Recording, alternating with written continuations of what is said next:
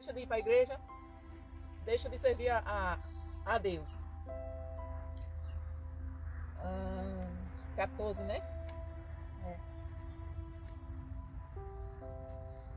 Pois Deus aceita o homem que não é cristão, por ele estar unido com a sua esposa cristã. E aceita a mulher que não é cristã, por estar unida com o seu marido cristão.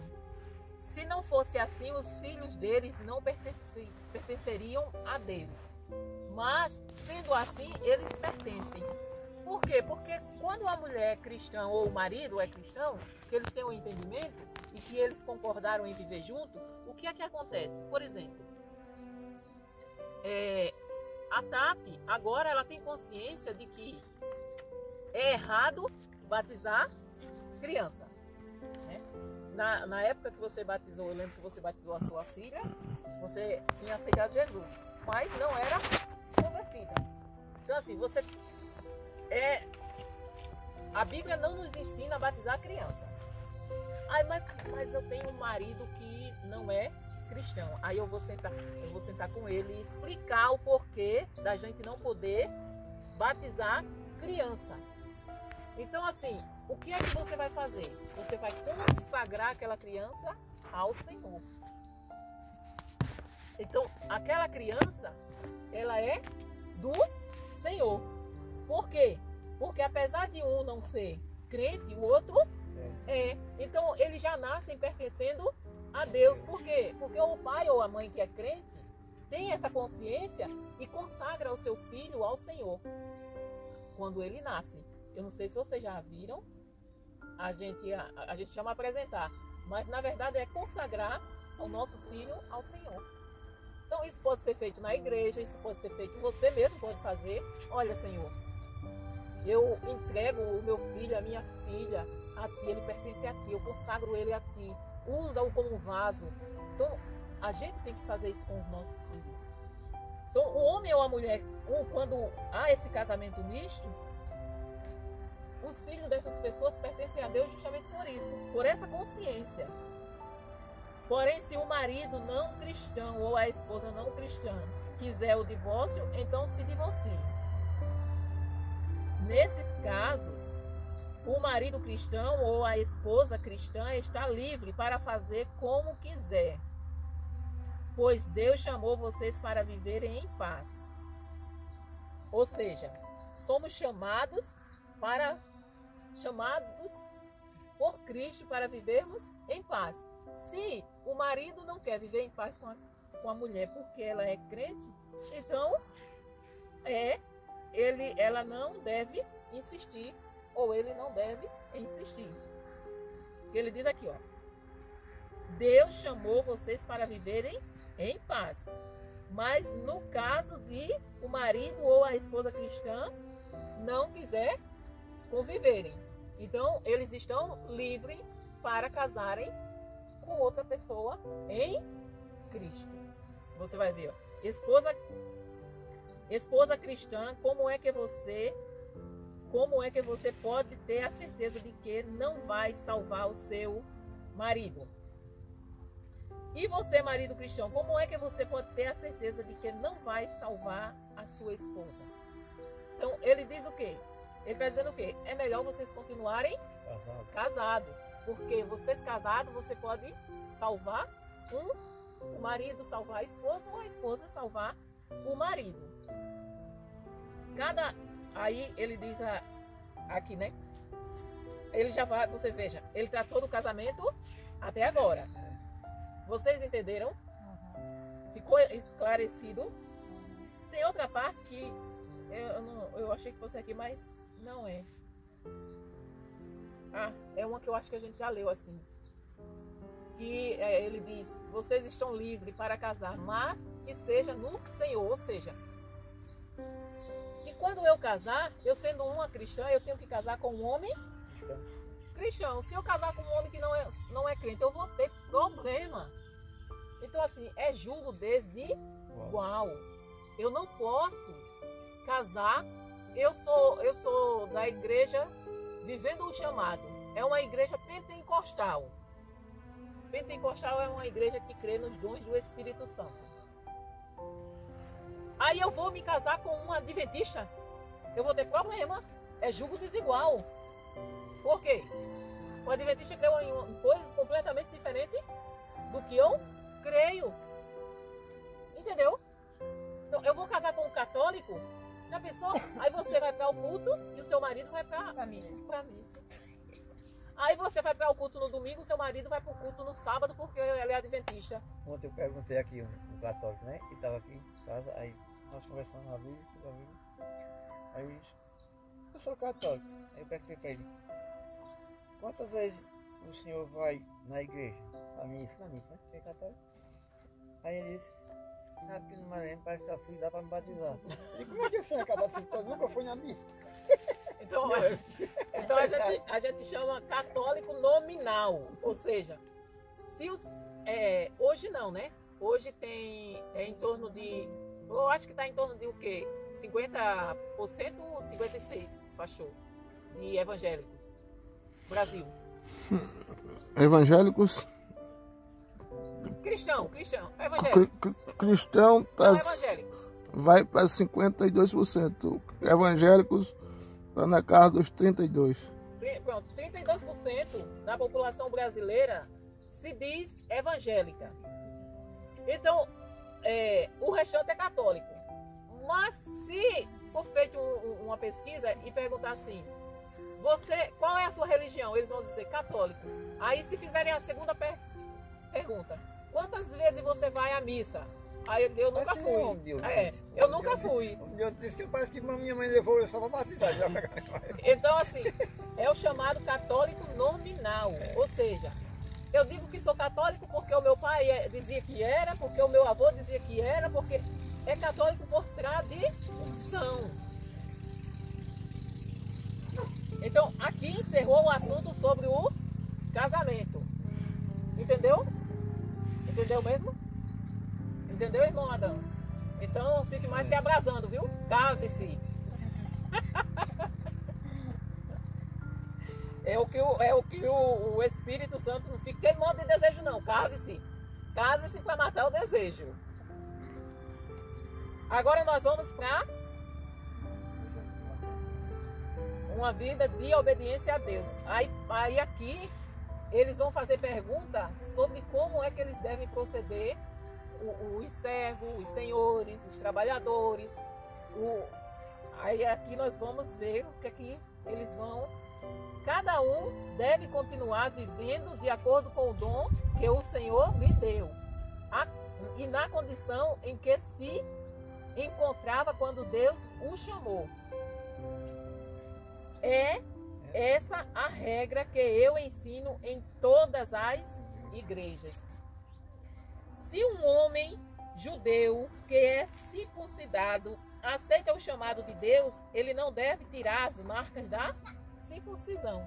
Se ele é circuncidado, ele vai continuar circuncidado. E se um homem não judeu que não é circuncidado aceita o chamado de Deus, ele não deve circuncidar-se. Ou seja, ele deve continuar como foi chamado. Então, não faz diferença estar circuncidado ou não. Para Deus, não faz diferença nenhuma. Cada um fique da maneira como foi chamado. Se eu já era circuncidado, continuo. Se eu não era, continuo sem circuncidar-se. Você era escravo quando Deus o chamou? Não se preocupe com isso. Mas se você pode se tornar livre, então aproveite a oportunidade. Porque naquela época, aí outra coisa, naquela época também havia muita escravidão. Por que havia escravidão? Aí é uma questão de Deus permitia, a vontade permissiva de Deus. Permitia pelo seguinte, havia guerras. Quem vencia a guerra fazia o vencido de escravo, não era assim que acontecia? Então, vamos dizer que os Estados Unidos... Vencia aquelas guerras aí, no tempo de Abraão, desse povo ali de Davi, quando eles venciam uma guerra, aquelas mulheres dos homens que eles mataram tudinho, pegava as mulheres, os filhos, tudo, e os espojos, e a riqueza deles levava. E levava como escravo. É. Entendeu? Eu vi. O porquê de. Então, assim, em consequência disso, havia muitos escravos. Então, se um país, vamos dizer assim, os Estados Unidos, há uma guerra entre os Estados Unidos e o Brasil, e os Estados Unidos vence o Brasil, aí nós vamos ser o quê? Escravos dos Estados Unidos. Então, irmãos, havia escravidão nesse sentido. E em outros também, né? Havia as pessoas como por exemplo José foi vendido, né? Como escravo. As pessoas, até hoje existe isso. Até hoje. O cara diz que não existe inscrito. E você ser empregado de uma coisa, você para ganhar aquele dinheiro, você está sendo escravo ali, sendo mandado direto, né?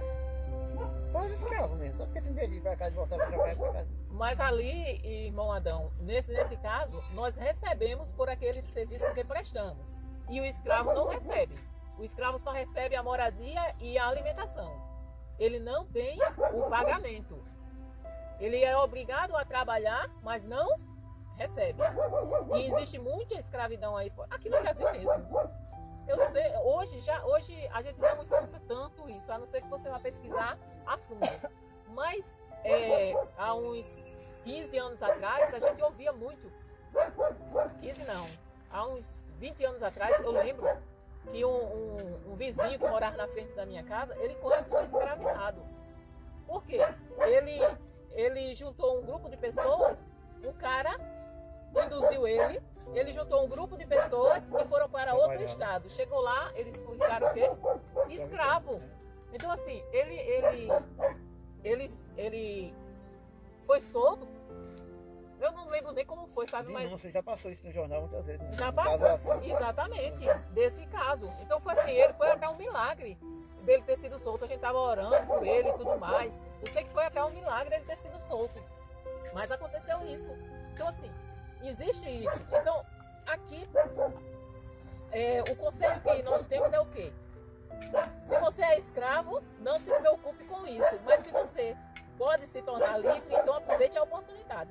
Pois o escravo que foi chamado pelo Senhor é agora um homem livre, que pertence ao Senhor. Então, assim, mesmo que ele seja escravo, em Cristo ele é livre. Assim também, o homem livre que foi chamado por Cristo é escravo de Cristo. Então, sendo livre ou sendo escravo, nós somos servos do Senhor. Nós temos o mesmo Senhor. Mesmo alguém socialmente preso pode ser espiritualmente livre em Cristo.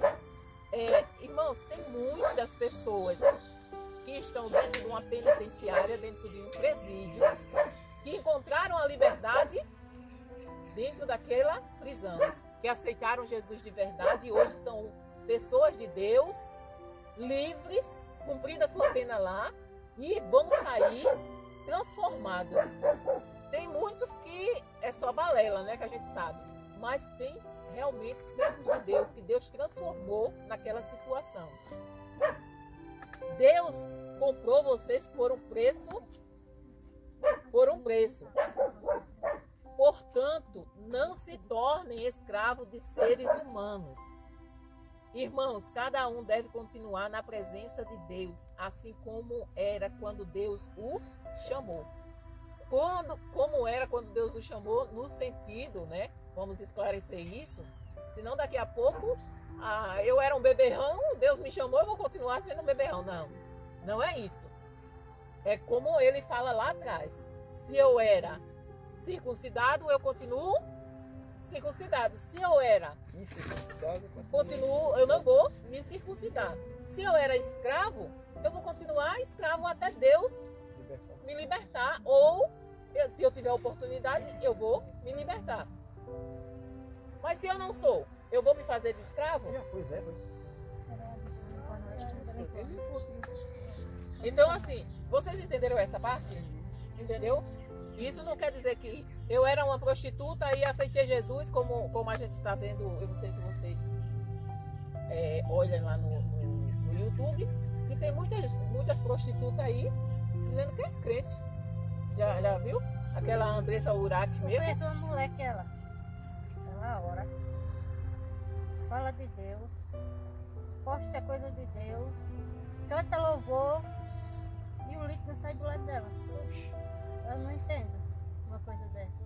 Então, assim, tem muitas prostitutas hoje que se intitulam evangélica. Ou seja, eu era prostituta, aceitei Jesus e continuo prostituta. Eu cantava a música do mundo, aceitei Jesus e continuo cantando música pornográfica do mesmo jeito. Como vocês sabem, né, que aquele safadão, o Wesley Safadão, se diz evangélico. É. Aquela Simone se diz evangélica. Carla Pérez se diz evangélica. Cláudia Leite se diz evangélica. Agora é um monte de cantor dizendo que é evangélica. Um monte. Então você vê em todo. Mas a Stephanie é. E continua do mesmo jeito. Não é disso que Jesus está falando. Não é disso que a palavra está falando. Vocês entenderam, né? O sentido que a palavra está falando. Agora vem conselhos para as pessoas solteiras e para viúvas. Aqui tem um solteiro, não tem viúva. A viúva não está aqui. Para os solteiros, eu não tenho nenhum mandamento do Senhor. Porém, dou a minha opinião como uma pessoa que, pela misericórdia do Senhor, merece confiança. Ele já diz o quê? Que pela misericórdia do Senhor, merece confiança. Por causa dos tempos difíceis que vivemos, eu penso que é melhor para o homem ficar como está, ou seja, solteiro. Você tem esposa? Então não procure se separar dela. Você é solteiro? Então não procure esposa. Porém, se você casar, não está cometendo pecado. E se uma moça solteira casar, também não está cometendo pecado. Mas eu gostaria de poupar vocês dos problemas de cada dia que terão na vida de casados. É verdade. E olha que ele não era casado, viu? Mas sabia das coisas. E olha que ele não era casado. E ele disse, estou querendo poupar vocês dos problemas da vida de casado. Irmãos, o que eu quero dizer é isto. Não nos resta muito tempo. E daqui em diante os casados devem viver como se não tivessem casado. Os que choram como se não tivessem chorando. Os que estão rindo como se não estivessem rindo. Os que compram como se não fossem deles aquilo que compraram. Os que tratam das coisas deste mundo como se não estivessem ocupados com elas. Pois este mundo, como está agora, não vai durar muito. Então, Paulo aqui, o Espírito Santo através de Paulo, ele está dizendo o quê? Que nós não devemos viver apegado às coisas desse mundo. Deixa eu ver como é que é aqui, ó. Não, o que eu quero dizer é isso. Não nos resta muito tempo. E daqui em diante, os casados devem viver como não estivessem casados. Por quê? Porque é assim, ó. Os casados devem viver como se não fosse casado. Porque, ô irmão Adão, quando nós somos casados, nós temos uma preocupação com a nossa família, não é isso? Com a mulher, com os filhos. Quem não tem filho, com a mulher, né? De suprir as necessidades dela, não é isso? Então ele diz assim, olha, nós estamos nos últimos momentos. E olha que foi quase há 2000 anos atrás, né? E já estava nos últimos momentos. O mundo está do jeito que está. Então, mesmo vocês estando casados, não se apegue ao seu marido como se ele fosse a última bolacha do pacote. Não se apegue à sua mulher como se ela fosse a última Coca-Cola do deserto. Entendeu, irmão Adão? Por que ele disse isso? Embaixo o senhor vai entender que ele diz assim, ó.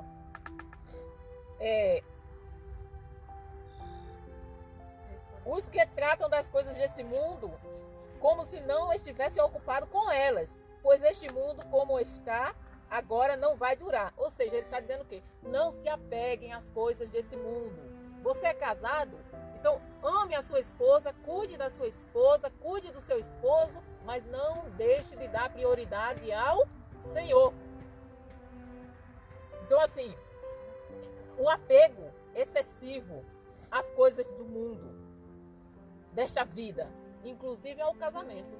Então, quando ele fala como se não estivesse casado, é no sentido desse apego excessivo.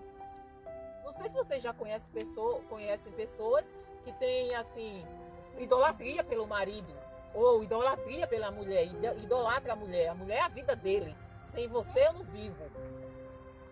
Já viram alguém desse jeito? Em que idolatra? Então Paulo está dizendo o quê? Gente, viva como se vocês não tivessem casados, sem se apegar, porque a qualquer momento, já era. Então não se apegue às coisas desse mundo, porque o que importa mesmo não está nesse mundo.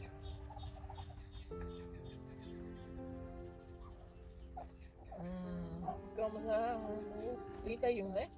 Ó, e tem 31 aqui só tem até o 29.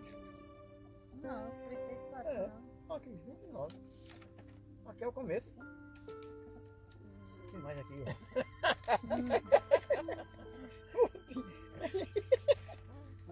É o 32, né?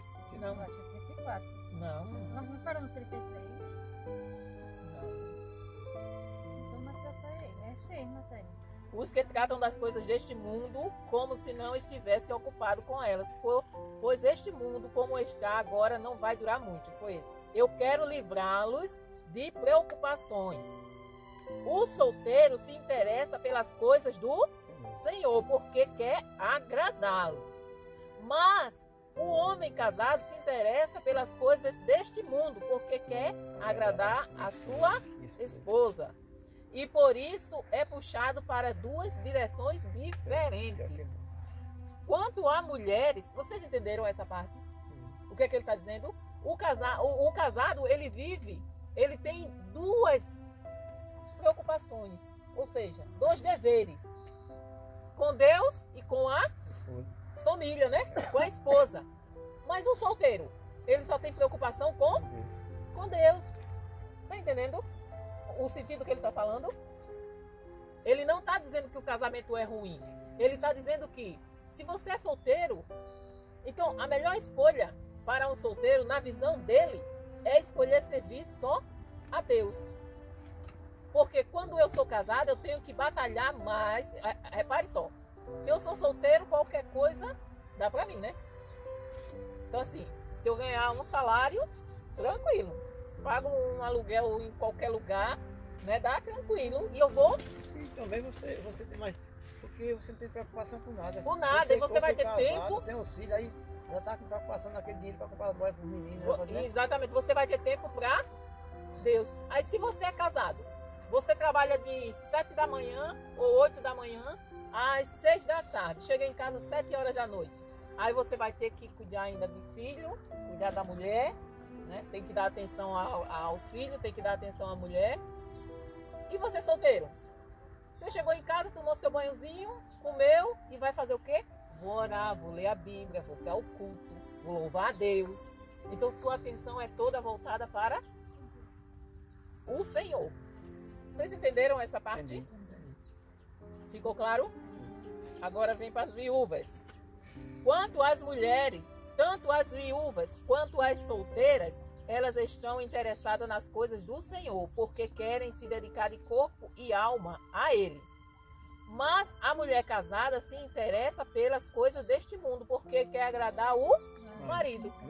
A mesma coisa para o homem, ele fala para a mulher. Eu estou dizendo isso porque quero ajudá-los. Não estou querendo obrigar ninguém a nada. Pelo contrário, quero que façam o que é direito e certo. E que se entreguem ao serviço do Senhor com toda a dedicação. Então ele está dizendo assim, olha gente, eu estou dando esse conselho a vocês para o bem de vocês, para que vocês se dediquem muito mais ao serviço, se entreguem com todo o vosso ser ao serviço do Senhor, com toda a sua dedicação. Aos que ficaram noivos, mas resolveram não casar mais, eu digo o seguinte, se o rapaz sente que assim não está agindo certo com a sua noiva e acha que a sua paixão por ela ainda é muito forte e que deve casar, então que casem. Não existe pecado nisso. Mas, se pelo contrário o rapaz não se sente na obrigação de casar, se está mesmo resolvido a ficar solteiro e se é capaz de dominar a sua vontade e já resolveu o que deve fazer, então faz bem em não casar com a moça. Assim, quem casa faz bem, mas quem não casa faz melhor ainda. Então aqui ele diz o quê? Faz melhor ainda, por quê? Porque ele vai ter mais tempo, ele vai ter só uma dedicação. O tempo dele vai ser só para o Senhor. E o casado não. O casado vai ter que dividir o tempo para o Senhor e para a família. Então é por esse motivo que ele diz que o solteiro faz melhor se ficar solteiro. A mulher não está livre enquanto o seu marido estiver vivo. Caso o marido morra, ela fica livre para casar com quem quiser, contanto que case com um cristão. Porém, ela será mais feliz se ficar como está, ou seja, se ficar viúva. Eu acho que Paulo tinha alguma coisa contra casamento. Essa é a minha opinião. Essa é a minha opinião. E eu acho que também tem o Espírito de Deus. Ele está dizendo o que com isso, irmão Adão? Essa é a minha opinião. Mas essa opinião, ela não é da minha vontade. Ela vem de Deus. Eu estou sendo instruído pelo Espírito de Deus. Entendeu, irmão Adão? Então assim, ele diz, quem casa faz bem casar. Mas quem não casa faz melhor. Por quê? Porque para Paulo, o mais importante na vida dele era servir, era a obra de Deus, exatamente. Era servir ao Senhor. Então assim, ele não queria nada que atrapalhasse, nada que tirasse o foco dele, nada que dividisse ele. E quando nós somos casados, querendo ou não, nós temos a preocupação com a nossa família, né? Então a gente tem que agradar a Deus e que agradar também ao nosso esposo. E quem é solteiro só tem que agradar a Deus. Então, veja que Paulo fala com autoridade, mas também com ternura pastoral. Ele aconselha, mas não impõe, né? Então você veja que é assim, ele tinha o dom pastoral, né? Aconselhava, mas ele não impõe. Não, você tem que fazer desse jeito. Ele aconselhava com ternura, com carinho, com amor, chamava a atenção, repreendia, mas com amor. E o que nós aprendemos hoje? O casamento é bênção de Deus, mas não é uma obrigação para todos. O casamento foi instituído por Deus e é uma bênção de Deus. Mas tem pessoas que escolhem ficarem solteiras. Só que hoje as pessoas estão escolhendo ficar solteiras pela razão errada. Pelo motivo errado. Ficar livre, né? Do marido. Para ficar livre, para ficar com um, com o outro. Entendeu? Não é para servir a Deus. Paulo está falando aqui no sentido de você ficar solteiro porque você quer se dedicar totalmente a Deus. As pessoas hoje não querem mais casar, por quê? Querem estar com um e com o outro, não querem ter compromisso sério com ninguém. O casamento, o celibato, vocês sabem o que é celibato, né? Celibato é aquela pessoa que escolhe não casar, fica solteiro. Como o padre, por exemplo. Entendeu? O padre. O padre ali é obrigado. Ali não é escolha, é obrigação. Ali é obrigação. Então, a solteirice não é superior ao casamento. Mas é do que permite maior dedicação ao Senhor.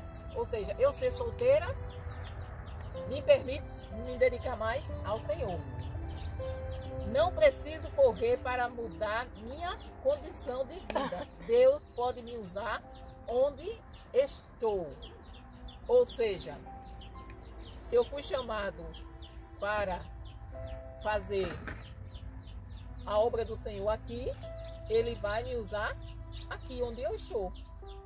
Se eu fui chamado circuncidado, eu vou ficar circuncidado. Se eu não sou, eu não vou me circuncidar.